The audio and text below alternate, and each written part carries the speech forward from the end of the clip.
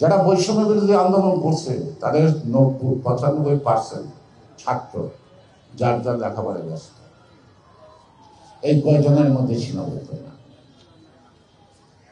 আগে না ডাক দিতে ছেলেমেয়েদের আইছে না, পয়সা লাগে না। এই শহীদ মিনারে মিটিং করতে নাকি 4 কোটি টাকা ব্যয় হচ্ছে, তাও তার মানে ভাড়া করে আনতে হয়। চিন্তা চেতনার মাপকাঠিতে যদি যখন ক্ষত দেখা দেয় তখন লোক ভাড়া করে আনতে। চিন্তা চেতনা যদি একাকার হয় তখন উৎসুক জনতাকে ডেকে আনতে হয় না।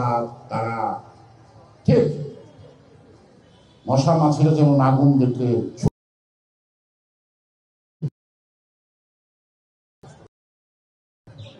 হয়েছিল, মানুষ মৃত্যুর চিন্তা করে নাই, ঝাঁকে ঝাঁকে নেমে গেছে ঘর ঘর ঘর, সেই ঘরেই হয়েছে সফলতা। সে কারণে রাজনীতিতে দায়িত্বশীলতার প্রয়োজন। আর বিএনপি তো ক্ষমতায় যায়নি, গেছে নাকি প্রায় দল।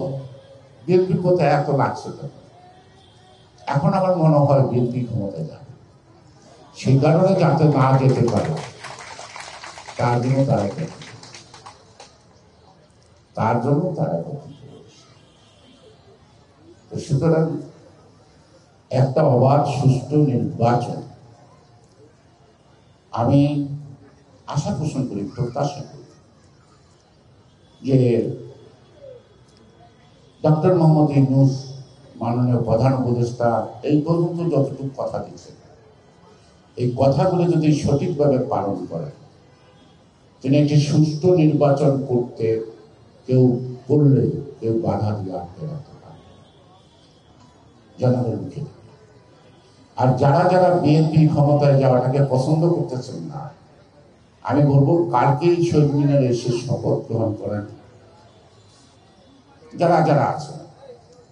যারা আবার শহীদ মিনারে আসতে পারে কেউ চান না, তারা ইসলাম ধর্ম।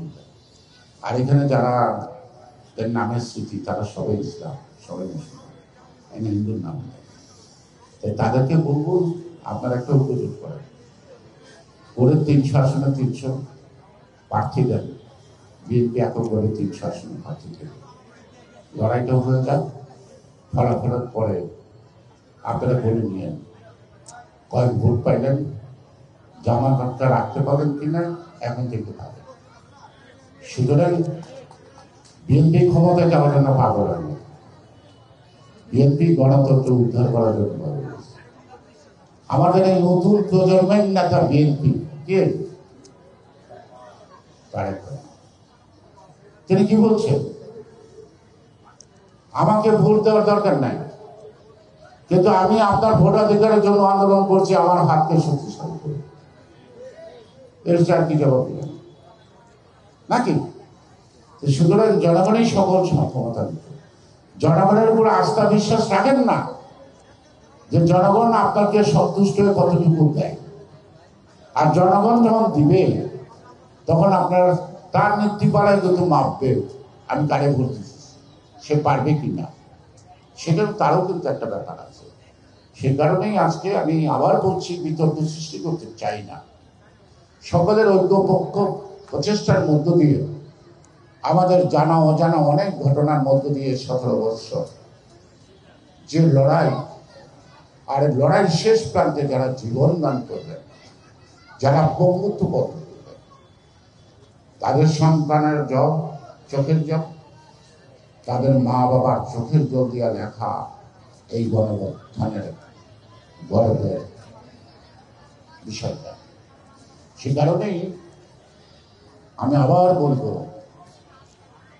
যারা জীবন দিচ্ছে তাদেরকে হারিয়ে দিলেন না। তারা হারলে আপনারাও হারবেন।